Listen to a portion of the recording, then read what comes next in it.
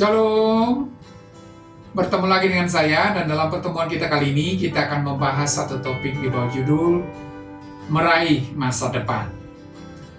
Saudara, masa depan adalah sesuatu yang menjadi misteri bagi setiap orang, sehingga manusia sering menjadi khawatir tentang segala sesuatu yang akan dialami di masa depan. Itulah sebabnya tidak heran jika banyak orang berusaha untuk mereka-reka masa yang akan datang dengan berbagai cara seperti ramalan. Mereka berpikir bahwa ramalan bintang ataupun ramalan nasib dapat memandu mereka ke dalam memahami masa depan yang begitu gelap. Sebagai orang percaya, bagaimanakah kita sebenarnya menyikapi masa depan sehingga kita dapat meraih masa depan kita?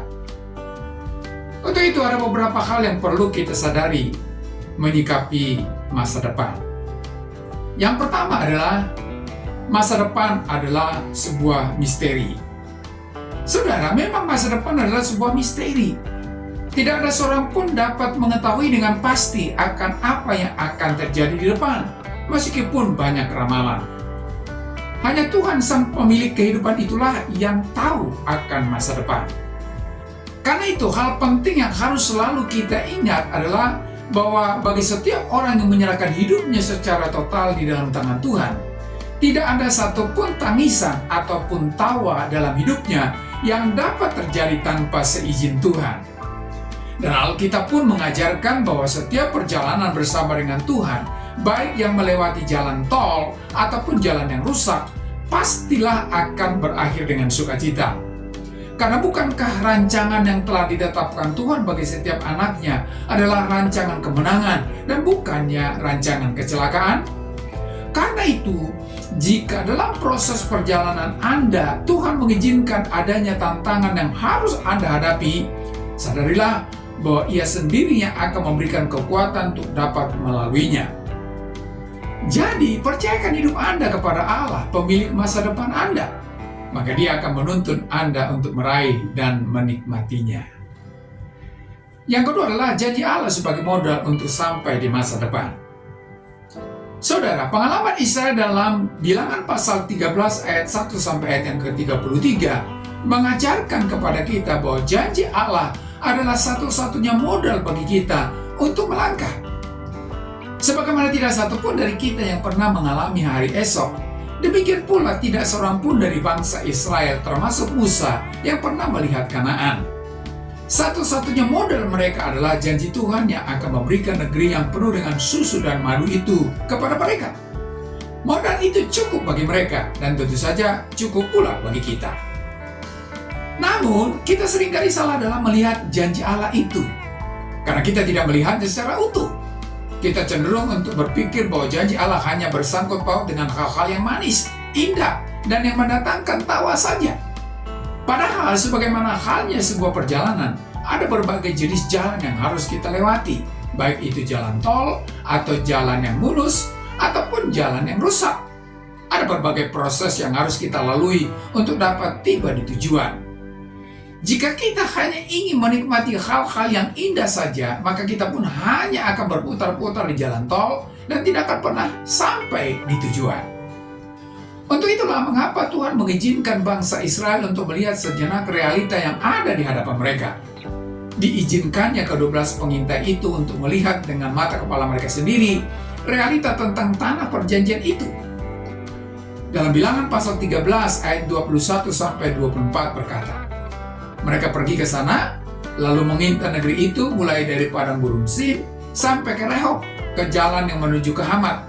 Mereka berjalan melalui tanah Negeb, lalu sampai ke Hebron. Di sana ada Ahiman, Sesai, dan Talmai keturunan Enak. Hebron didirikan 7 tahun lebih dahulu dari Soan di Mesir. Ketika mereka sampai ke lembah Eskol, dipotong merekalah di sana satu cabang dengan setan dan buah anggurnya. Lalu berdualah mereka menggandanya. Juga mereka membawa beberapa buah delima dan buah ara. Tempat itu dinamai orang lembah Eskol karena tan dan buah anggur yang dipotong orang Israel di sana. Saudara, inilah dua sisi dari realita yang harus dihadapi bangsa Israel. Realita pertama adalah bahwa janji Tuhan itu ada buktinya dan dapat dilihat secara nyata. Janji Tuhan itu memang indah adanya. Bilangan 17 ayat 27 berkata, dan inilah hasilnya. Namun realita kedua adalah bahwa ada tantangan yang harus dihadapi untuk dapat meraih janji itu. Dalam Bilangan pasal 13 ayat 28 berkata, hanya bangsa yang diam di negeri itu kuat-kuat, dan kota-kotanya berkubu dan sangat besar. Juga keturunan Enak telah kami lihat di sana. Saudara, ternyata untuk sampai di tanah yang penuh dengan susu dan madunya itu harus diperjuangkan.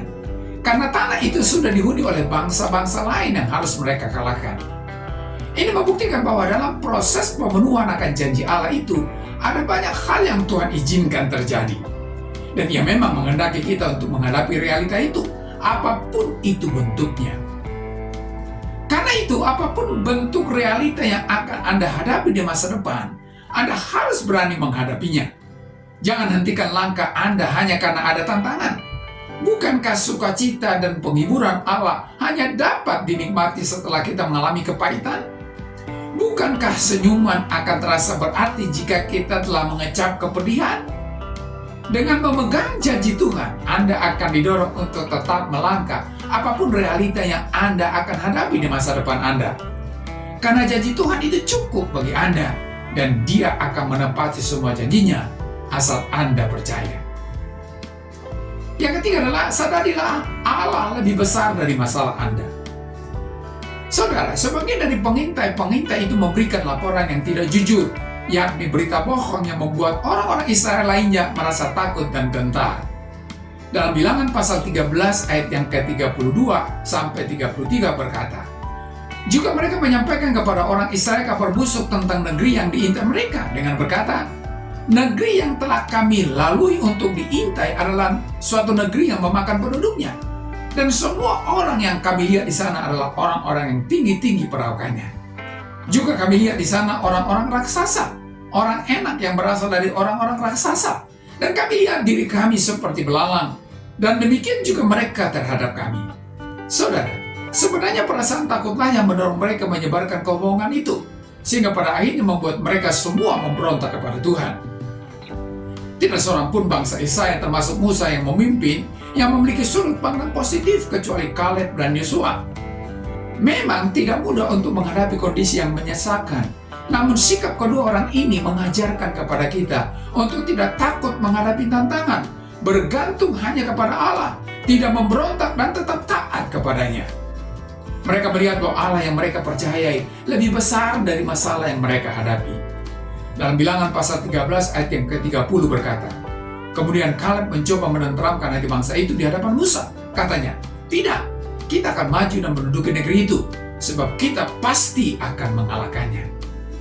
Saudara, jika Anda mau menikmati masa depan Anda, maka sadarilah bahwa Allah lebih besar daripada semua masalah yang akan Anda hadapi.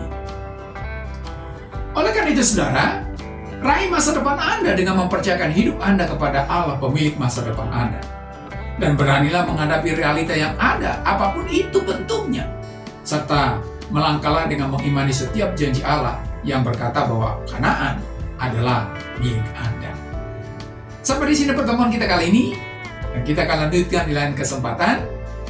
Terima kasih dan shalom.